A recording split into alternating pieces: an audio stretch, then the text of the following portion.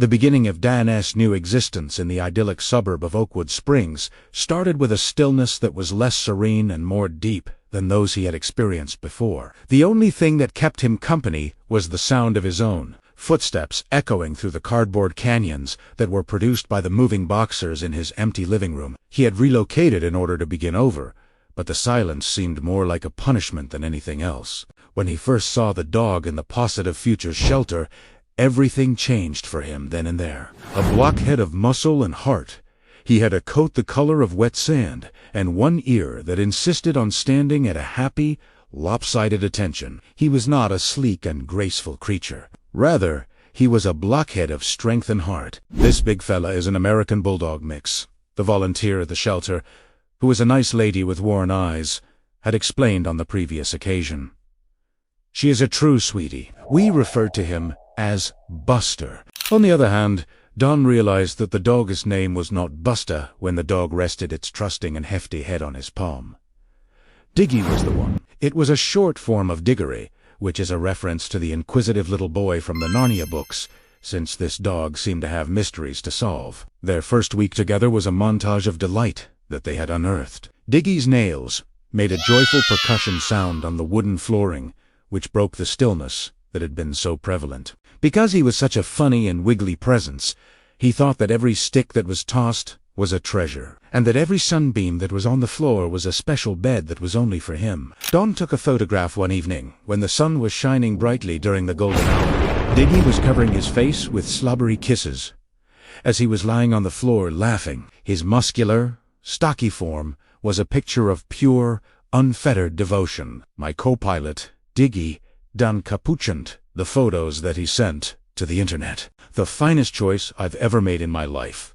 With a full heart, a went to bed fully oblivious to the fact that his phone was silently bursting in the background. 2 hours later, the doorbell rang, but it was not a pleasant chime. Rather, it was a buzzing sound that was piercing and persistent. 2 law enforcement policemen were standing on his porch, their expressions gloomy in the light of the porch. While holding up a phone that displayed the picture that went viral, one person inquired, "Are you the owner of the dog that is depicted in these photographs?" Dan's heart sank to its lowest point. "Yes, it is Diggy," she said. "How is he doing?" "It is not about his health." "Sir," the speaker said, "that has to do with his breed. Oakwood Springs has a law that prohibits the ownership of a pit bull." The comment struck Dan like a sharp punch to the body. "Is it a pit bull?" "Your assumption is incorrect. It was reported by the shelter that he is an American Bulldog." The officer's look suggested that he had developed a sense of compassion. In accordance with the ordinance, visible identification is required.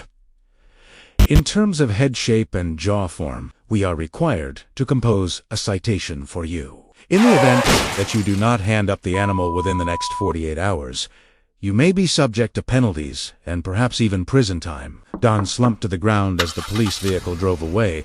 The ticket which he was holding felt like a heavy weight in his grasp. Diggy nuzzled his face and quietly whined, indicating that he was aware of his human's anguish. It was at that very time that Dan made a vow to the dog, whispering it into the dog's soft ear. "I'm not going to give you up. By no means." The result was a conflict that was waged on 2 different fronts. A Chile bureaucratic war of words was the legal battle that took place. The prosecutor for the municipality showed blurry screenshots of Dan's picture in court, citing the broad chest and wide-set eyes as irrefutable evidence that the dog was a pit bull.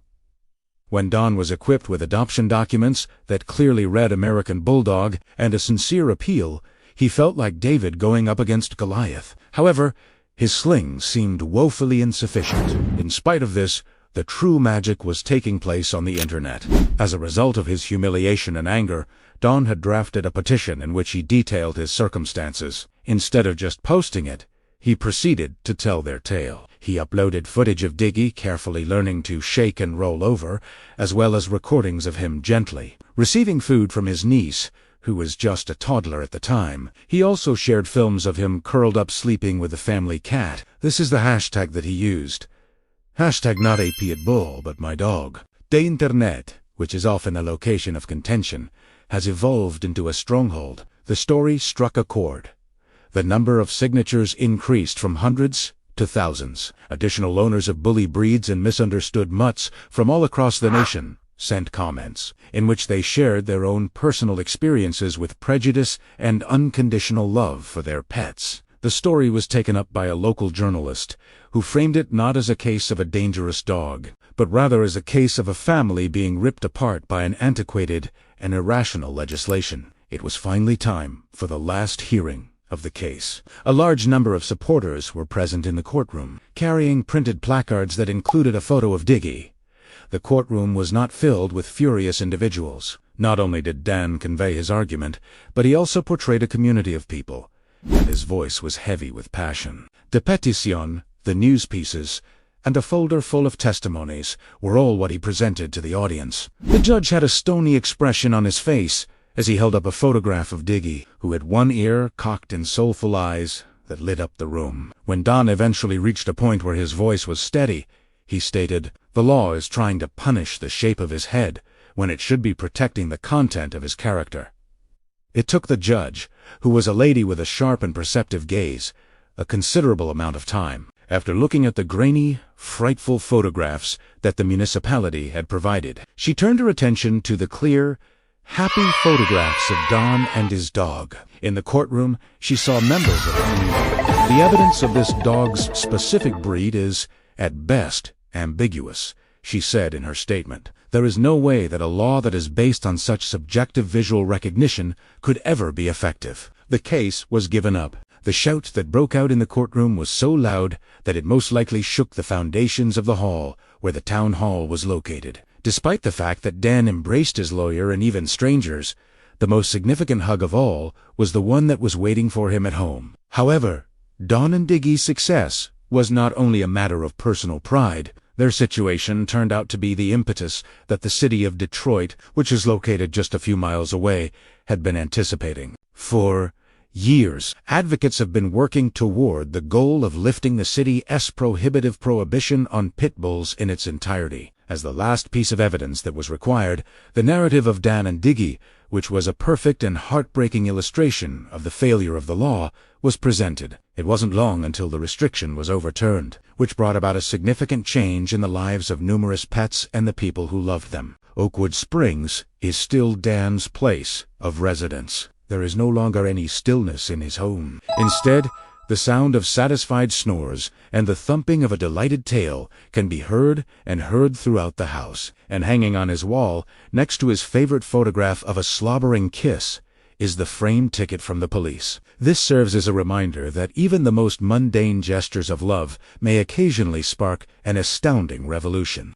The peaceful existence that Dan had dreamed of at the beginning was now a distant memory, having been replaced with a purpose that was both more audible and more meaningful. They were local superstars, although of a weird kind, and he and Diggy became famous. They became reluctant ambassadors, a real, breathing response to prejudice. They were not just a couple who broke the law. They were also the ones that overcame the law. They turned their morning strolls into little parades. In the past, neighbors who had glanced through curtains with distrust were now boldly waving their hands. They went up to ask, "Can we pet him?" Children who had been instructed to cross the street were now approaching him. Every time, Dan would go down on his knees and guide their little hands. "Be gentle, just like he is," he would urge, and Diggy would answer with a slow, wagging tail and a meticulous, sniffing examination, as if fully comprehending the significance of his diplomatic efforts. They were rescued by the internet group,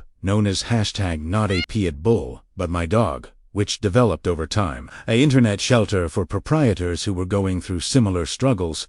It evolved into a grassroots network. Through the course of his nights, Dan discovered that he was not just scrolling, but also coordinating. His efforts brought together a lady from Ohio and a lawyer from Texas. The question, "What is he?" was transformed into a scientific debate as a result of his efforts to verify and disseminate information on professional DNA testing. It was during the process of constructing a library of facts that he became aware of the complex and sometimes ludicrous distinctions that exist between American Staffordshire Terriers, American Bullies, and the catch-all name Pit Bull. He came to the realization that the legal system existed in a world of willful ignorance. During the afternoon of one day, they received an email that would alter their course of action once again. It was provided by the director of the Positive Futures Shelter, which was the precise location where the tale of Dawn and Diggy was first told. "Mr. Evans," was the first word. "Not only has your narrative impacted legislation, but it has also affected people's feelings.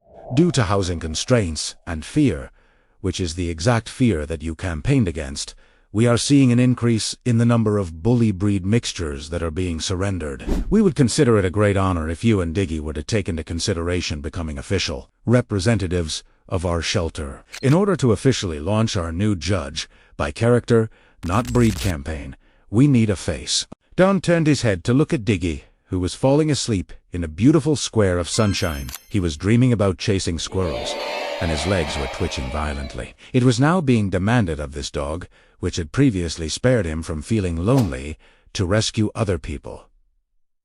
They agreed to come. A day dedicated to meet the breeds was held at the shelter as their first official event. Dan was experiencing anxiety. Imagine if Diggy was having a horrible day. Imagine for a moment if he tried to avoid a stranger. Still, he had no need to be concerned. Diggy was completely at ease, as shown by the bright blue Adopt-Me bandana he was wearing. He welcomed each prospective adoptive parent with a wag that was full of wiggles and cockiness. During the time that youngsters were wrapping their arms around his neck, Ace sat calmly. His brilliance and kind temperament were on full display as he showcased his excellent sit and paw for goodies throughout the whole demonstration. Maya, a young lady who was resting cautiously toward the rear of the throng, was the person whom Dan encountered at that location. She had a photograph in her hand that depicted a dog that had a remarkable resemblance to a younger version of Diggy. She spoke the words, "That's Duke," with tears thickening her voice. "After seeing him, my landlady informed me that he is a pit bull. If I don't get rid of him within the next 3 days, we will be evicted." She turned her gaze to Diggy, who had inched his way over to her knee and placed his heavy head for a moment. "They told me he was a lab mix at the shelter." Don did not only express his compassion for her, he presented her with a strategy. On Erbilf, he presented her to the legal assistance contact at the shelter. He instructed her on how to get a DNA test and explained the findings to her landlord in a manner that was appropriate. A business card for the #NotAP, "It Bull But My Dog" network was presented to her by him. It was a mirror of his own desperation from some months earlier that he saw the optimism that had been fading away in her eyes come back to life. After a few weeks had passed, a photograph was uploaded to the network. Maya was grinning, and Duke was wearing a bandana that was similar to the one that Diggy was wearing. Within the caption, it was written, "DNA test confirmed, 0% pit bull." The landlord changed his mind. "I am grateful to you, Don and Diggy.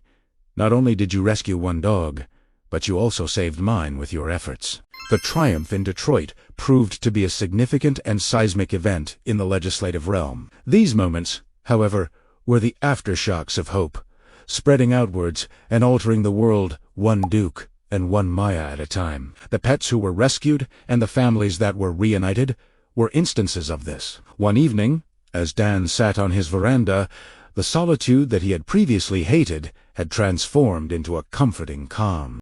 The only sounds that could be heard were the steady breathing of Diggy and the crickets commencing their nocturnal chorus. He went through the #NotAP But My Dog, which was a digital tapestry of dogs that were content and their owners who were thankful. There were dogs of genuinely uncertain ancestry, boxer mixes and bulldog mixes, all of which were enjoying their best lives as a result of a precedent that had been established and a discourse that had been initiated. When Diggy saw that his human was in a reflective state, he raised his head, his damp nose pushed into Dan's palm, and he demanded that Dan scrape his ear off him. When Dan complied, he smiled. "You know, Diggy," he added with gentleness, "we set out to save you, but I think we ended up saving a little piece of the world." In response, Diggy, in his great canine knowledge, rolled onto his back for a belly massage, with his one cocked ear flopping to the side.